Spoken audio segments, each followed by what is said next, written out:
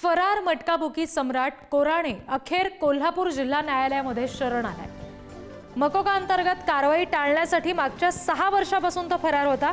वैद्यकीय तपासणीनंतर सम्राट कोराणेची कळंबा कारागृहामध्ये आता रवानगी करण्यात आलेली आहे। एप्रिल 2019 मध्ये कारवाईचा बडगा उगारला गेला आणि तेव्हापासून सम्राट फरार होता। सम्राट कोराणेनं कारवाईला मुंबई हायकोर्ट आणि सुप्रीम कोर्टात सुद्धा आव्हान दिलं होतं। सर्व न्यायालयांनी याचिका फेटाळली आणि आता कोराणे कोल्हापूर जिल्हा न्यायालयामध्ये शरण आलाय। आणखी तपशील आपण घेणार आहोत प्रतिनिधी शेखर पाटील यांच्याकडून। शेखर, काय या सगळ्या संदर्भात नेमके आणखी तपशील मिळतात? आता पुढची कारवाई नेमकी काय असेल या प्रकरणात?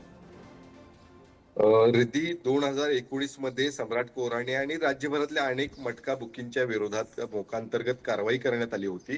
त्यातल्या अनेकांना अटक देखील करण्यात आली होती। मात्र सम्राट कोराणे आणि काही जण फरार होते। कोल्हापुरातील सम्राट कोराणे मटका बुकी म्हणून त्यांचे प्रचलित आहेत आणि त्यांच्यावरतीच अशा पद्धतीची कारवाई जी आहे ती करण्यात आली होती। अनेक जण त्यामध्ये होते आणि सम्राट कोराणे हा मात्र गेले 6 वर्ष फरार होता आणि 6 वर्षामध्ये त्यानं अनेक ठिकाणी या संदर्भातले अर्ज केले होते, ज्यामध्ये मुंबई उच्च न्यायालय असू दे आणि सर्वोच्च न्यायालय यामध्ये दाद देखील मागितली होती। मात्र दोन्ही ठिकाणाहून याचिका जी आहे ती फेटाळल्यानंतर आता सम्राट कोराणे जो आहे तो पुन्हा एकदा कोल्हापूर जिल्हा सत्र न्यायालयामध्ये शरण आल्याचं पाहायला मिळालेलं आहे। काल शरण तो जो आहे तो स्वतः आला। त्यानंतर आता त्याची रवानगी जी आहे ती कोल्हापुरातल्या कळंबा कारागृह या ठिकाणी करण्यात आलेली आहे। त्यामुळे निश्चितच आहे, गेल्या अनेक दिवसांपासून फरार असलेला सम्राट कोराणे आता शरण आल्यामुळं आणखीन जी मोकांतर्गत कारवाई करण्यात आलेली आहे राज्यभरातील त्या अनेकांना मात्र अजूनही पोलीस जे आहे ते शोधताना पाहायला मिळतात।